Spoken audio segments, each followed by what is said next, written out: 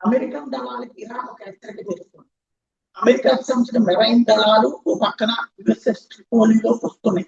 దాదాపు 2,500 మంది సైన్యం, త్రివిధ దళాల అనుభవం ఉన్నటువంటి స్పెషల్ కమాండో ఫోర్స్ వస్తుంది. అట్లాగే అమెరికా నుంచి దాదాపుగా 5 లక్షల మంది సైనికుల్ని మధ్యప్రాచ్యానికి తీసుకొస్తున్నారు. యుద్ధ విమానాలు, యుద్ధ నౌకలు ఇవన్నీ అక్కడికి వచ్చేస్తాయి. ఇలాంటి సందర్భంలో కర్గీతో పాటుగా హార్ముజ్ జలసంధి చుట్టుపక్కల ఉన్నటువంటి ప్రాంతాలన్నింటినీ తమ ఆధీనంలోకి తీసుకోవడానికి అమెరికా ప్రయత్నిస్తుంటే అమెరికాకి సహకరించడానికి 60 నాటో దేశాలు కూడా సిద్ధపడుతున్నటువంటి వేళ గ్రౌండ్ యుద్ధాన్ని కొత్త మోడల్ కి తీసుకువెళ్ళడానికి రెడీ అవుతుంది ఇరాన్.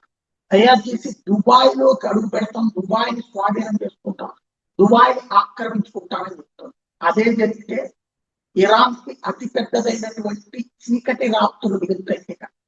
ఇరాన్ చేస్తున్న దాడులు ఇప్పటిదాకా గల్ఫ్ దేశాలు కేవలం డిపెండ్ చేసుకుంటాయి. ఇక అక్కడ భూభాగాలే కోల్పోతున్నామంటే కృషి చూడనట్టు వదిలేస్తాయా, తాట తీసి వదిలిపెట్టాయి. పెను సంక్షోభం రాబోతుంది.